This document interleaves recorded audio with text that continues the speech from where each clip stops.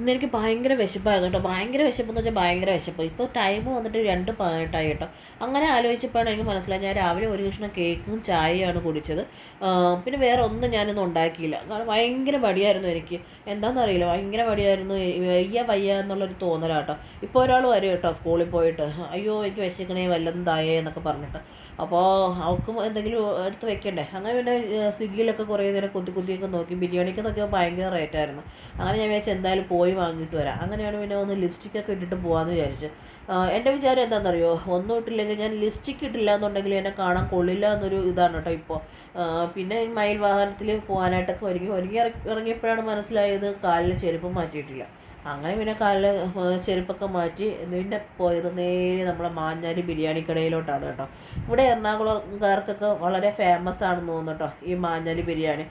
ഞങ്ങൾ ട്രിവാൻഡ്രത്തൊന്നും ഇങ്ങനെ കണ്ടിട്ടില്ല. പക്ഷേ സംഭവം പൊളിയാണ് കേട്ടോ. നല്ല ടേസ്റ്റാണ് കേട്ടോ ഈ ബിരിയാണിക്ക് കഴിക്കാൻ വേണ്ടിയിട്ട്. പിന്നെ വന്ന പാടെ പിന്നെ പറയണ്ടല്ലോ, വിശപ്പല്ലേ, പിന്നെ കഴിക്കാൻ വേണ്ടിയിരുന്ന് മൊബൈലിൽ വീഡിയോ കണ്ട് കഴിക്കാൻ വേണ്ടിയിട്ടിരുന്നു. പിന്നെ എൻ്റെ വീഡിയോ എത്ര കണ്ടാലും ഞാൻ സബ്സ്ക്രൈബ് ചെയ്യൂല എന്ന് പറഞ്ഞിരിക്കുന്നവരൊക്കെ ഒന്ന് സബ്സ്ക്രൈബ് ചെയ്തിട്ട് കാണും കേട്ടോ. ഒന്ന് ലൈക്കും ചെയ്തേക്കുക.